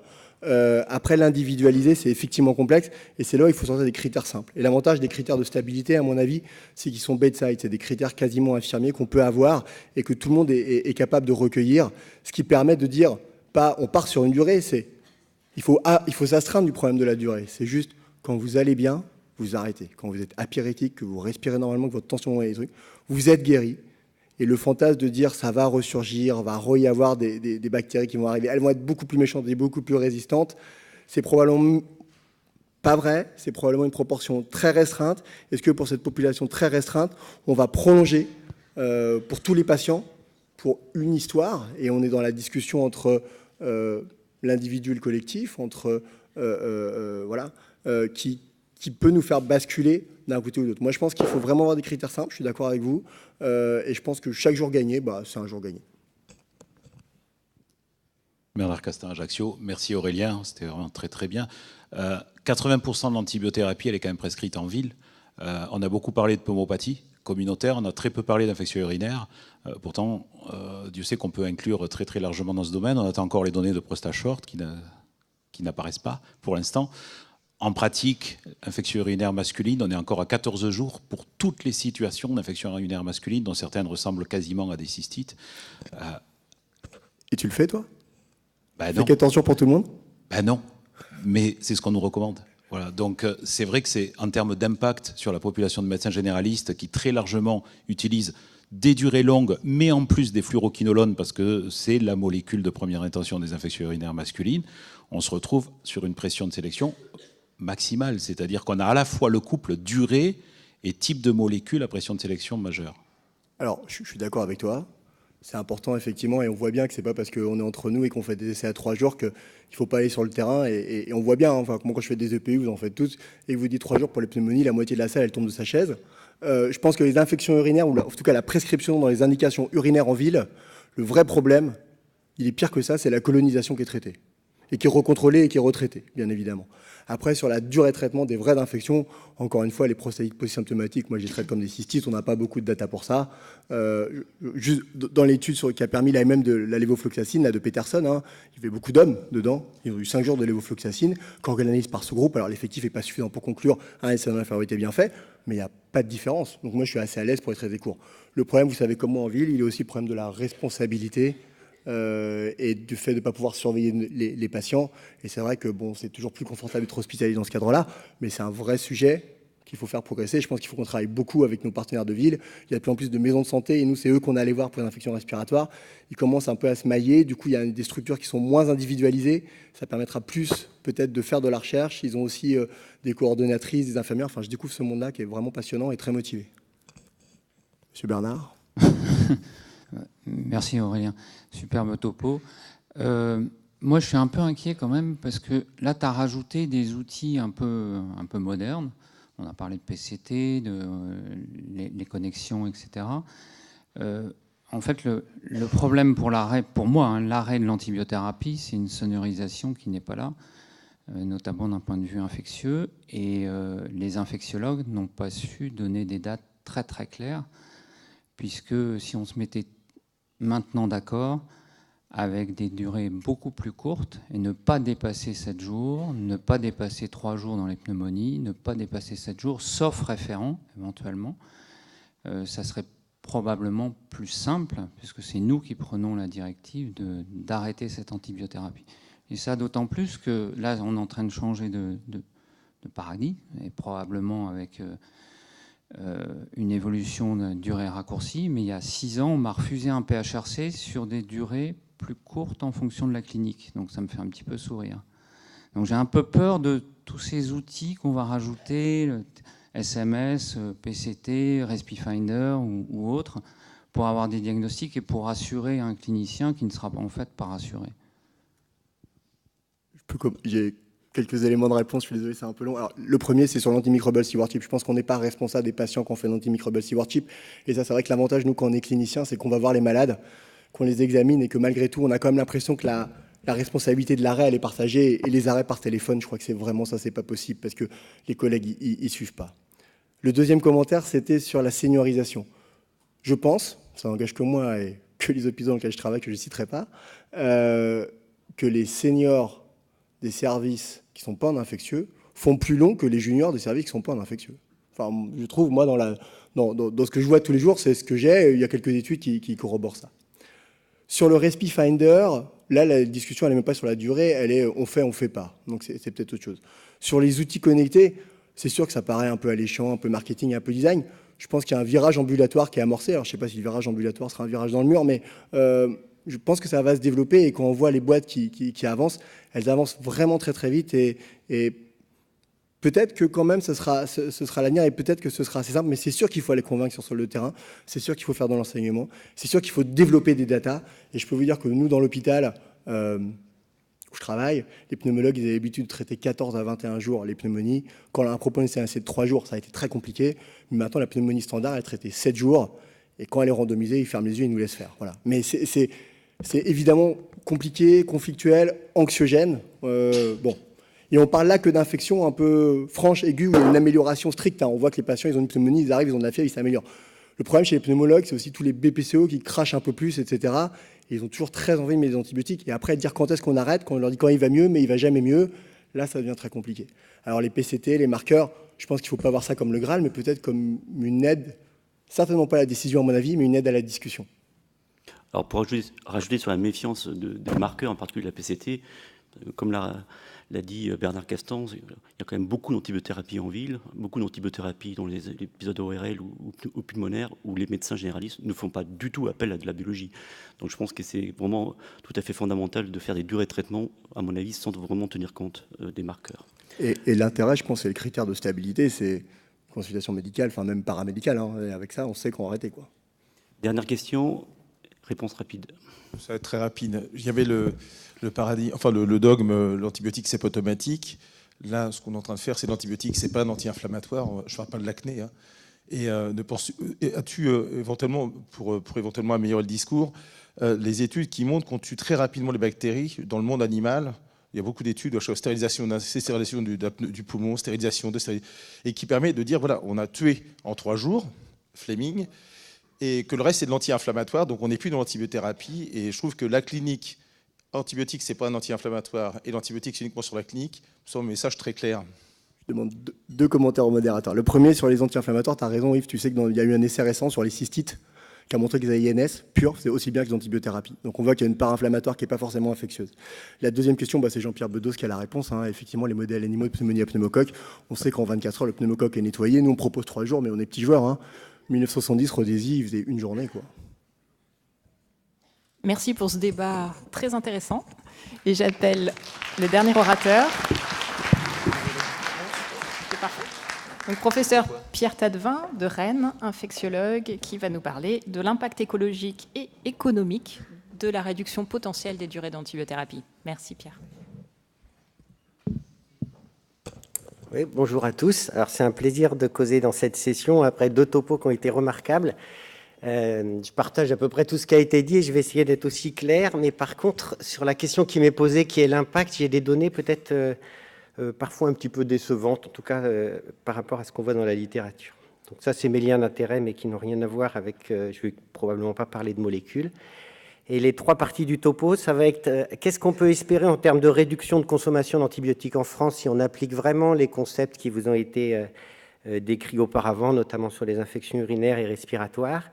On discutera un tout petit peu de l'impact économique, mais je suis assez d'accord avec ce qu'a dit Rémi en introduction, c'est que c'est probablement pas là qu'on va gagner beaucoup et qu'il n'y a sans doute pas besoin de faire beaucoup d'études pour montrer qu'on ne va pas gagner beaucoup d'argent en faisant ça. Et sur l'impact écologique, là, je passerai beaucoup plus de temps parce que c'est difficile de savoir jusqu'à quel point on va faire des progrès en termes d'émergence de résistance ou de colite à Clostridium difficile, même si on réduit bien les durées comme visiblement on peut le faire. Alors, tout d'abord, pour ce qui est de ce qu'on peut espérer en termes de réduction de consommation d'antibiotiques en France. Alors, c'est un des papiers, parce que Rémi aussi a présenté une partie des papiers dont j'avais prévu de vous parler, mais pas beaucoup, donc ça va aller. Ce papier, quand même, juste pour insister sur une seule phrase, donc c'était Louis Rice, et c'était il y a une dizaine d'années, il avait fait une lecture du temps où l'ICAC était encore une grande messe, pour essayer de plaider pour la réduction des durées d'antibiotiques. Et parmi les phrases importantes qu'il a dit, qui sont intéressantes à souligner, c'est que parmi les différents choix qu'on a pour réduire notre consommation d'antibiotiques, le fait de réduire les durées, c'est probablement à la fois le moins dangereux, toutes les études montrant qu'on peut faire moins et que ce n'est pas dangereux pour le patient, mais aussi ce qui va être le plus facile à faire appliquer par les prescripteurs. Et ça, c'est un point important parce qu'on a bien vu que c'est difficile de convaincre, par exemple, un réanimateur de ne pas mettre d'antibiotiques quand il a un patient grave en face de lui, qu'il n'est pas sûr que c'est bactérien, mais qu'il est sûr que si c'est bactérien et qu'il ne traite pas, il va mourir. Et c'est pareil en hémato, c'est pareil en ville. Il y a des tas de circonstances où les prescripteurs n'arrivent pas, même dans le doute, à se dire « tant pis, je ne prescris pas ». Mais qu'à l'inverse, si on leur dit « bon, vous prescrivez quand vous risquez, quand vous pensez que ça peut être une maladie bactérienne et que ça peut être grave de ne pas mettre d'antibiotiques, mais vous arrêtez au bout de 3 jours si c'est une pneumonie ou au bout de 7 jours si c'est une pyélonéphrite », ça, c'est très bien accepté par les prescripteurs. Et c'est important à considérer, toujours en reprenant un peu des concepts anglo-saxons, ce qu'ils appellent les low-hanging fruits. C'est quand vous essayez de cueillir les pommes dans un arbre, vous pouvez décider soit de commencer par les plus hautes, et vous risquez de vous casser la figure, soit de commencer par celles qui sont faciles à attraper. Et s'attaquer dans son hôpital à la durée des antibiothérapies, c'est probablement les pommes les plus faciles à attraper. Ça va marcher si vous réussissez à convaincre les prescripteurs de votre hôpital ou de la ville autour de vous qu'ils peuvent faire moins de 7 jours pour les pneumonies. Ils vont vous croire et ils vont l'appliquer si vous l'expliquez bien. Et ça permettra déjà de faire réduire vos consommations de manière très significative. Et ce sera beaucoup plus facile que plutôt de décider de commencer par demander aux hématologues de prescrire moins longtemps dans les neutropénies fébriles, par exemple. Est-ce que ça a été étudié sur le terrain? Oui, il y a plusieurs études. Celle-ci qui avait été faite à Cleveland, ils avaient fait un truc tout simple. Ils avaient regardé sur plusieurs semaines la consommation d'antibiotiques dans leurs hôpitaux, dans leur hôpital, c'était un seul. Et ils avaient essayé d'évaluer avec leur expertise dans combien de proportions des cas l'antibiotique n'était pas justifié. Et ils trouvaient quelque chose qu'on retrouve dans pas mal d'études, c'est qu'en gros, 1/3 des prescriptions d'antibiotiques n'étaient pas nécessaires. Et ensuite, ils ont essayé de découper parmi les catégories de antibiotiques pas nécessaires, qu'est-ce qui est le plus fréquent? Et le plus fréquent, c'est les patients qui sont traités plus longtemps que nécessaire. Donc c'était à peu près 1/3 des cas dans cette étude. Est-ce qu'on peut faire quelque chose pour améliorer ça? Ça a été montré par une autre équipe américaine et ça a été montré aussi, Aurélien a présenté une autre étude, heureusement je n'ai pas repris l'autre. Là, c'était à Johns Hopkins. Ils ont fait un truc tout simple. En 2009, ils ont fait une campagne aux prescripteurs de leur hôpital pour leur expliquer que les pneumonies, ce n'est pas plus de 7 jours. Et ensuite, ils ont fait une étude où ils ont regardé la durée de prescription d'antibiotiques dans les pneumonies aiguës communautaires avant leur intervention, donc en 2008, et après en 2010. Et ils montraient qu'ils avaient réussi à diminuer significativement la durée d'antibiothérapie des pneumonies de 10 jours à 7 jours. Donc ils ont gagné 30% de consommation d'antibiotiques dans cette pathologie en particulier, simplement en allant expliquer aux gens que les durées de traitement avaient changé. Donc c'est quelque chose qui est faisable. Et pour vous donner un exemple de CHU français, ce n'est pas un CHU exemplaire, mais c'est celui où je bosse, donc j'ai pu récupérer les données. On avait fait notre enquête antibiotique un jour donné en 2013. On avait regardé toutes les prescriptions d'antibiotiques dans l'hôpital et on avait regardé pour combien de temps vous avez prévu de traiter les patients. Et les durées modales, donc celles qui étaient le plus souvent rapportées par les prescripteurs, c'était 14 jours pour les pyélos, 7 à 10 jours en fonction des services pour les pneumopathies ou les décompensations de BPCO et 7 à 10 jours pour les infections intra-abdominales. Donc ça nous a donné du grain à moudre pour pouvoir aller attaquer cette partie-là de la prescription qui est assez facile à améliorer, et on a réussi à obtenir des baisses significatives des durées de traitement pour ces infections courantes. Donc c'est faisable. Est-ce que ça va avoir un impact économique? Alors ça, on n'est pas sûr que si on arrive à faire ça, on va pouvoir aller faire du ski dans des grandes stations de sport d'hiver et sur des montagnes d'argent qu'on aura réussi à faire gagner à nos hôpitaux. En France, le problème, c'est que les antibiotiques, vous savez, c'est un des postes financiers les moins coûteux quand on ne s'intéresse pas aux antifongiques ou aux tout nouveaux antibiotiques. Et ce n'est pas en traitant moins longtemps les pyélonéphrite ou les pneumonies que vous allez redresser le bilan de votre hôpital. Alors, il y a quand même certaines situations qui peuvent valoir le coup. Ça, c'est un papier qui a été publié il y a 2 ans dans le New England, où ils avaient fait une belle étude randomisée, où ils montraient très bien que dans les infections intra-abdominales qui ont été opérées, où il y a eu un contrôle par le chirurgien du foyer infectieux, les patients étaient randomisés pour recevoir soit 4 jours, soit jusqu'à l'obtention de critères cliniques qui, à l'époque, étaient la reprise du transit, l'absence de fièvre, et puis il y avait un critère biologique aussi avec la leucocytose. Ils avaient la moitié des patients qui avaient été traités 4 jours, donc dans le bras interventionnel, et l'autre partie 8 jours. Donc ils ont montré qu'on peut diviser par 2 la durée de traitement des antibiothérapies des infections intra-abdominales. Et dans ce travail, ils montraient qu'aux États-Unis, si tout le monde applique cette règle-là, comme le traitement principal des infections intra-abdominales, c'est pipetazo, ils pouvaient économiser 55 millions de dollars par an avec la pipetazo, et puis 30 autres millions de dollars avec l'ertapenem. Donc ça peut quand même convaincre un peu les financeurs que la durée est intéressante. Mais on n'a pas beaucoup d'autres éléments, en tout cas économiques, pour dire que ça va faire beaucoup de choses de diminuer les durées. Et on attaque ensuite la partie la plus compliquée, c'est l'impact écologique. Parce qu'intuitivement, on se dit que si on diminue les durées d'antibiothérapie d'un tiers ou même de la moitié, comme ça peut être fait pour les infections intra-abdominales, on fait une espèce de règle de 3 et on se dit on va diminuer le risque d'émergence de résistance ou de colite à Clostridium difficile du même facteur. En fait, ce n'est pas très sûr. Et je vais vous montrer quelques travaux qui émettent des doutes, ce qui ne veut pas dire qu'il ne faut pas baisser les durées, mais le message principal, c'est que même quand on aura réussi à baisser les durées, on n'aura pas réglé nos problèmes de bon usage des antibiotiques. On aura fait un petit progrès probablement. Et pourquoi? Parce qu'en fait, il y a pas mal de travaux qui suggèrent que l'émergence de résistance sous antibiothérapie, c'est un phénomène qui survient essentiellement, c'est comme quand vous prenez un avion, ce qui est dangereux, c'est le décollage et l'atterrissage. Et que la durée entre les deux, que vous preniez l'avion pour aller d'ici à Brest ou bien d'ici à New York, c'est probablement pas si différent en termes de risque.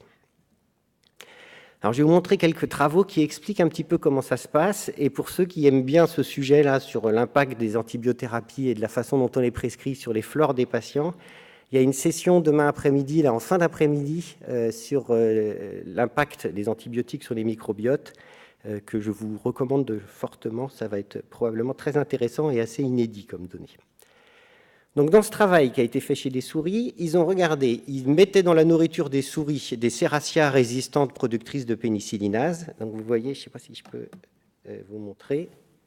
Oui, si, ça marche. Donc, vous voyez, ils en donnaient sur des journées différentes. Et à chaque fois que la souris en avait dans son alimentation, on retrouvait dans ses selles une bonne partie des bactéries qu'on lui avait mis dans son alimentation. Mais assez vite, la quantité diminuait rapidement. Parce que finalement, la flore prédominante dans les selles de ces souris, là, c'était du Escherichia coli multisensible, qui était 2 logs au-dessus, donc les Serratia résistants n'arrivaient pas à s'installer. Et dans la deuxième partie de l'étude, il donne en plus à ces souris de l'ampicilline. Alors, il ne leur redonne pas la Serratia multirésistante, mais il en restait encore des petites quantités puisqu'elles en avaient reçu à plusieurs reprises. Et ce qu'on voit, c'est que dès que les souris commencent à manger de l'ampicilline, dès le premier jour, on se retrouve avec un avantage sélectif pour les Serratia dont elles gardaient quelques traces dans leur tube digestif. Et au bout de J2, J3, c'est la Serratia multirésistante qui domine. Et ce qui est important dans ce travail, c'est qu'on voit que l'effet, il n'attend pas une semaine d'ampicilline ou 15 jours d'ampicilline. À J2, J3, donc même si Aurélien nous convainc, et je suis sûr qu'il a raison, de traiter nos pneumonies à pneumocoque par 3 jours d'amoxicilline, on aura probablement fait une partie des dégâts déjà dans les microbiotes. Chez l'homme, il y a des données qui disent à peu près la même chose. Ça, c'est un travail qui a été fait à Bichat et publié l'année dernière, qui est très intéressant, où ils ont regardé qu'est-ce qui se passe dans les toutes premières heures ou les tout premiers jours qui suivent la prise de lévofloxacine chez des gens qui n'avaient pas pris d'antibiotiques dans les 3 mois précédents. Donc, c'est des patients qui consultaient au service d'urgence de Bichat, qui avaient des suspicions d'infection urinaire, qui ressortaient avec une ordonnance de lévofloxacine, qui prenaient tout de suite ou pas tout de suite en fonction du temps qu'ils mettaient pour aller le chercher ou des consignes. Des fois, on leur disait « vous attendez le CBU et vous le prenez ». Et on avait dit à ces patients, la prochaine fois que vous allez au sel, vous nous gardez un petit pot et vous nous indiquerez si les selles ont été émises avant la première prise de lévoflo ou après. Et dans ce travail, il montre 2 choses. À gauche, vous avez la quantité d'Escherichia coli qu'on retrouve dans les selles de ces patients. Donc ça, c'est les patients qui n'ont pas eu le temps de prendre leur lévofloxacine avant d'aller à la selle. Donc vous avez une grande quantité d'entérobactéries dans les selles. Et ça, c'est les patients qui avaient pris en général une prise de lévofloxacine. Et vous voyez qu'au bout d'une prise, vous avez déjà 3 à 4 logs de différence en termes de quantité d'entérobactéries, de densité d'entérobactéries retrouvées dans les selles.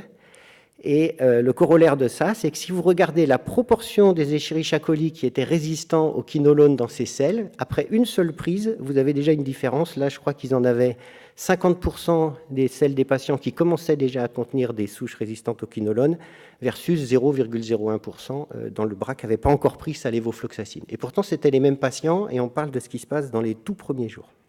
Donc là encore, ça laisse penser que traiter 7 jours ou 14 jours les pyélonéphrite avec des quinolones, ça ne va peut-être pas changer tant de choses que ça. Et toujours dans les données cliniques, et toujours avec des études françaises qui sont intéressantes, parce qu'il n'y a pas beaucoup de gens qui se sont intéressés à ça. Ça, c'était une étude chez le volontaire sain, où ils donnaient 14 jours de ciprofloxacine à des patients qui n'avaient pas de raison de prendre des antibiotiques, c'était juste parce qu'ils participaient à l'essai. Et ils ont regardé la cinétique, la dynamique de l'apparition des résistances chez ces patients. Et donc, ils avaient 3 groupes. Au bout le critère principal, c'était « avez-vous des résistances à J42 ?» Donc, ils avaient un groupe où il y avait encore, c'était 34 volontaires sains qui avaient encore une sensibilité de leur Escherichia coli, même à l'acide nalidixique. Ils avaient un groupe intermédiaire de 10 qui avaient sélectionné des résistances à l'acide nalidixique et 4 qui avaient sélectionné des résistances à la ciprofloxacine.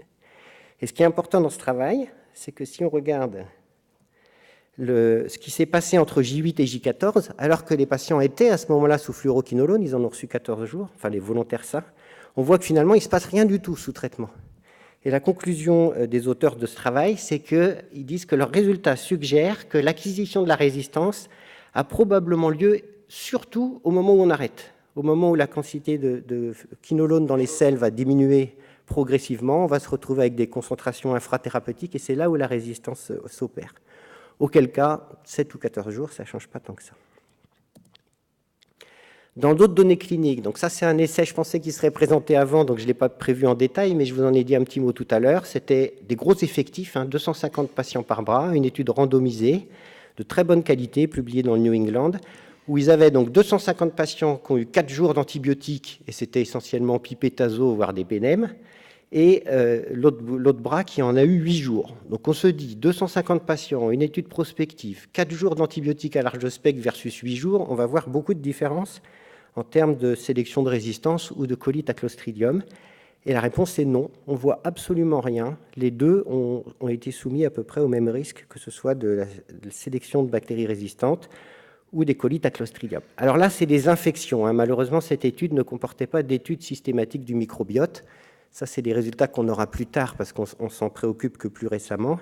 Mais en tout cas, en termes d'infections à bactéries résistantes, dans ce travail-là, avec 250 patients par bras, on ne voit pas de différence. Dans le papier ostéomyélite, là, la belle étude DTS qui a été présentée tout à l'heure, là encore, il n'y avait pas d'étude systématique du microbiote et ce n'était pas quelque chose qui était recueilli comme le critère principal, donc il y a probablement des biais dans le terme, il y a des effets indésirables qui sont peut-être passés inaperçus, mais quand même, on aurait pu s'attendre qu'avec 175 patients qui prennent 1 mois et demi de traitement, dont beaucoup de quinolone, versus 176 qui prennent 3 mois de traitement, on devrait avoir vu un petit quelque chose, peut-être un peu plus d'effets indésirables ou un peu plus de colite à Clostridium. Et là encore, dans cette étude, qui était une belle étude prospective bien menée, on ne voit pas de différence. Et puis dans un registre complètement différent, où ils avaient regardé l'impact de la désescalade dans des services de réanimation, ils avaient des durées de traitement très différentes, 7 jours, 12 jours, 24 jours. Et quand ils ont regardé l'émergence de bactéries résistantes sous traitement, il n'y avait aucune différence par contre. Donc encore une fois, ça suggère que finalement, la durée, ce n'est pas le principal paramètre pour impacter l'émergence de résistance. Ce papier dont Rémi a parlé un petit peu, où ils avaient regardé dans l'AREA de Bichat la probabilité d'héberger des BG- résistants à l'imipNM en fonction de la durée de séjour en réanimation. Et on voit, c'est très spectaculaire, hein, c'est quasiment des marches d'escalier. Alors, il n'y a pas beaucoup de patients qui sont restés plus de 4 semaines, donc là, c'est des petits effectifs. Mais on voit que chaque semaine de plus passée en réanimation augmentait le risque d'héberger des BG- résistants au PNM. Et parmi les paramètres prédictifs de l'émergence de ces bactéries résistantes au PNM, il y a bien sûr le fait d'avoir reçu de l'imipNM, mais par rapport à ceux qui n'en ont pas reçu, en analyse multivariée, l'odds ratio est de 5 si vous avez reçu 1 à 3 jours de PNM et de 6 et des poussières si vous avez reçu 4 à 21 jours de PNM. Donc finalement, le gros du dégât, il est fait dès les tout premiers jours. Et ça, c'est important quand on parle de désescalade, parce que finalement, c'est ce qu'on fait tous. En réa, quand on reçoit un patient très grave avec des facteurs de risque de bactéries multirésistantes, on met des PNM et on adapte à J2 et on est content parce qu'on pense avoir évité des problèmes. Et peut-être qu'on n'en évite pas tant que ça. Alors quand même, il y a pas mal d'études qui montrent que la durée d'antibiotiques est un facteur de risque de résistance, donc je ne veux pas vous décourager. Il y a ce travail qui avait été fait à Villejuif en oncohématologie où ils avaient montré chez les patients d'hémato, chez qui il y avait des surveillances d'émergence de résistance, que la durée de traitement par C3G, c'est linéaire par rapport à l'émergence de bactéries résistantes au C3G. Il y a ce travail qui avait été fait à Bichat, à nouveau, qui avait regardé dans des réanimations les facteurs de risque d'émergence de PIO multirésistants. Et dans cette étude-là, le fait d'avoir reçu notamment des quinolones pour des durées plus longues que la médiane des patients de l'étude était un facteur prédictif. Et puis il y a ce travail qui avait été fait dans un hôpital de New York où ils avaient regardé tous les patients qui ont reçu des antibiotiques pendant 1 année dans l'hôpital et ils ont regardé les facteurs de risque de développer une infection à Clostridium pendant l'année. Et ce qui était intéressant, c'est que dans ce travail, ils avaient tous reçu des antibiotiques, donc il n'y en avait pas qui n'avaient pas reçu. Mais parmi ceux qui en avaient reçu, le fait d'avoir reçu 8 à 18 jours d'antibiotiques multiplié par 3 le risque d'avoir une colite à Clostridium par rapport à ceux qui en avaient reçu moins de 4 jours, et le fait d'avoir reçu plus de 18 jours multiplié par 8. Donc c'est intéressant. C'est une étude observationnelle avec sans doute des biais, mais c'est quand même intéressant. Et puis cette étude que Rémi a commentée en introduction, mais c'est vrai que chez des enfants chez qui on regardait les facteurs prédictifs de la présence de pneumocoques de sensibilité diminuée au fond de la gorge, effectivement, la durée de traitement par pénicilline, quand ça dépassait 5 jours, était associée au risque d'héberger du pneumocoque de sensibilité diminuée. Alors il y a quand même une remarque à faire sur cette étude-là, c'est que ceux qui avaient reçu des traitements plus courts que 5 jours, effectivement, ce n'était pas significatif, mais ils n'étaient que 23. Donc peut-être que ce n'était pas significatif parce qu'il n'y en avait pas beaucoup, mais que moins de 5 jours, c'était aussi un facteur de risque d'émergence de résistance. Un dernier petit point avant de conclure, pour pas trop vous décourager, parce que je suis un adepte moi aussi de la réduction des durées de traitement, je pense vraiment qu'il faut le faire. Il y a quelque chose qu'on ne mesure pas du tout et qui est probablement très important, c'est qu'est-ce qu'on fait dans les environnements de nos patients, que ce soit à l'hôpital ou même en ville. Et il y a pas mal d'études, je vous conseille cette revue de nos collègues de Besançon, là, très intéressante, sur ce qui se passe en dehors de l'hôpital. Ils ont paraphrasé ce qu'on dit de Las Vegas, c'est que ce qui se passe à l'hôpital ne reste malheureusement pas à l'hôpital. Et effectivement, dans les circuits, dans les effluents des hôpitaux, l'évacuation des eaux, il y a pas mal d'antibiotiques et pas mal d'antibiorésistance. Et on peut se dire que si on arrive à mieux ajuster les durées de traitement dans nos hôpitaux, on va baisser d'1 tiers les consommations d'antibiotiques, aussi bien en ville qu'à l'hôpital, puisque finalement les pathologies dominantes sont les mêmes et que les règles, on peut baisser de 30% sans souci, et que ça va au moins faire 30% d'antibiotiques en moins relargués dans les environnements. Donc pour conclure, c'est facile de baisser la durée des traitements des infections courantes. Probablement plus facile, ça vient d'être discuté, si on a des dates fixes, au moins dans un premier temps, plutôt que d'essayer d'avoir des recommandations un peu trop compliquées avec des scores ou de la procalcitonine, etc. Et c'est probablement très bien accepté par les prescripteurs, avec des efficacités équivalentes démontrées dans pas mal de maladies maintenant, donc il faut y aller, il ne faut surtout pas perdre encore du temps là-dessus. Malheureusement, l'impact sur le risque de résistance ou le risque d'émergence de colite à Clostridium, on peut dire que ce n'est pas évident. Dans quelques études, oui, dans beaucoup d'études, non, y compris des prospectives randomisées très sérieuses. Il y a quand même des bénéfices secondaires qu'il ne faut pas nier. Il y a les autres événements indésirables, par exemple les tendinopathies sous quinolone, ça c'est certain que prendre 12 semaines au lieu de 6, c'est moins bien. Le coût, c'est sûr qu'on va économiser un peu de sous quand même. L'environnement, j'en ai dit un mot, même si on n'a pas beaucoup de données. Et puis le moral des troupes aussi. Moi qui m'occupe du bon usage des antibiotiques dans mon hôpital, j'ai eu mes premières diminutions de consommation globale de l'hôpital l'année où j'ai commencé à leur dire qu'il faut traiter moins longtemps. Ça met les gens de bonne humeur, le directeur était content. Je pense qu'il ne faut pas non plus négliger les facteurs sur le moral. Par contre, je pense qu'on aurait tort de penser qu'on a réglé le problème en convainquant les gens qu'il faut traiter moins longtemps et que finalement le mieux qu'on pourra faire un jour pour nos patients, c'est de prescrire des antibiotiques que à ceux qui en ont besoin, soit avec des nouveaux tests diagnostiques, soit avec des paramètres cliniques ou biologiques prédictifs de l'infection bactérienne ou pas. Et je vous remercie de votre attention.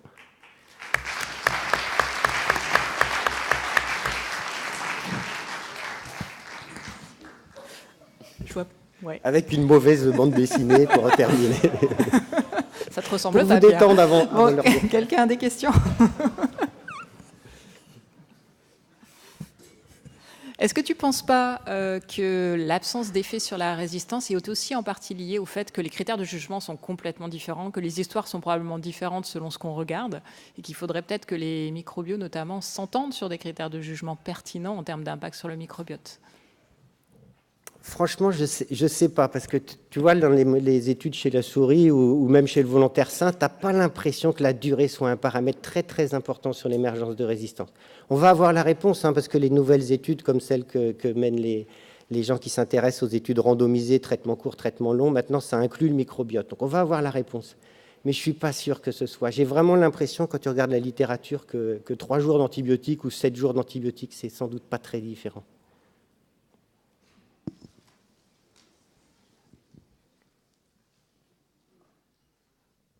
Question. Alors pour continuer dans ce débat, comment tu expliques que sur une des études avec les fluoroquinolones, le mal est fait au premier jour, et l'autre étude de Victoire, de la Tour, en fait c'est à l'arrêt de l'antibiothérapie. Il y a quelque chose j'ai du mal à comprendre.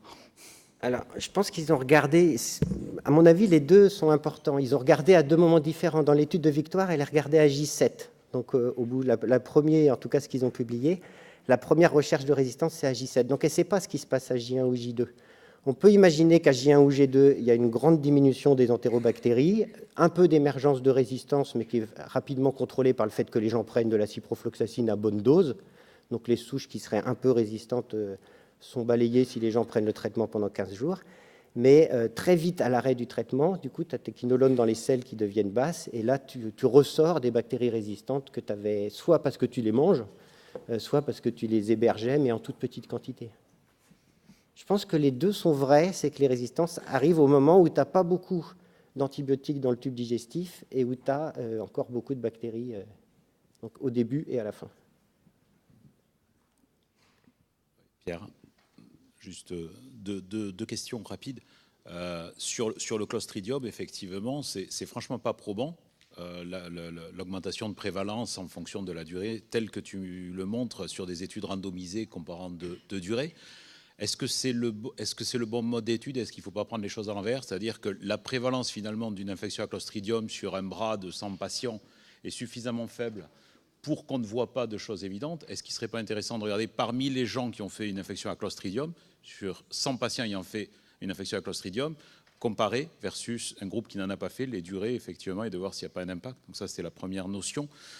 La deuxième, c'est, je suis complètement d'accord avec toi sur ta démonstration de tout se joue le premier jour, mais pour autant, on a quand même le sentiment, en particulier en réa, que quand on continue, ça continue à se dégrader. C'est-à-dire qu'il y a un impact initial à J2, J3, Pour autant, ce n'est pas parce qu'on a installé cet impact-là sur la flore en termes de résistance qu'à J8, J10, les choses ne continuent pas réellement à se dégrader.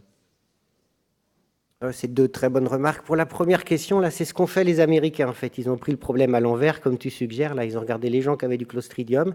Et eux, effectivement, ont trouvé que la durée était un paramètre. Donc, peut-être que ce qu'on n'a pas vu dans les études prospectives, c'est parce que c'est un événement rare et du coup, ce n'était pas assez.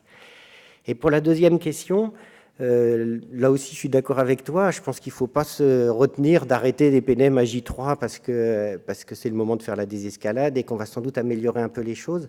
Et mon principe n'était pas de vous décourager de le faire, hein, mais c'est vraiment que le mieux encore, c'est de ne pas prescrire parce que les dégâts arrivent très tôt dans la prescription et même des durées très courtes font des dégâts. C'était plus le message. Juste un autre mot. Aucun de vous trois a parlé des antibiotiques à demi-vie longue.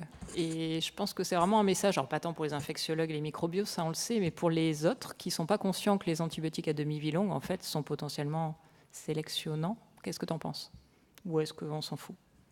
Ah non, on ne s'en fout pas, mais on ne sait pas très bien, là non plus. D'après ce que j'ai vu, moi, encore une fois, on n'a pas l'impression que la durée soit le paramètre principal, donc on pourrait penser que ça n'a pas trop de différence. Avec les tout nouveaux qui arrivent, là, avec des très très longues demi-vie, où tu vas voir pendant 3 semaines des concentrations qui vont baisser de 3% par jour, ça, c'est des conditions expérimentalement idéales pour sélectionner des résistances. Et avec quelques-unes de ces molécules, je crois que j'ai vu passer un papier avec oritavancine ou dalbavancine, ils ne retrouvent pas d'évidence que ça sélectionne des résistances. Ils prennent par exemple la flore nasale des patients en fin de traitement et ils ne voient pas qu'il y a de l'émergence de résistance. C'est d'ailleurs des fausses notions de traitement court, avec des molécules d'antibiothérapie de demi-longue. Mais c'est à surveiller de près, hein, parce qu'effectivement, c'est expérimental. C'est des gens qui vont avoir pendant très longtemps des faibles quantités d'antibiotiques un peu partout dans les tissus. Et ça, on ne sait pas trop ce que ça va faire en termes de résistance. Je crois qu'on va remercier tout le monde et on va terminer un tout petit peu plus tôt que prévu. Et je vous souhaite un bon appétit.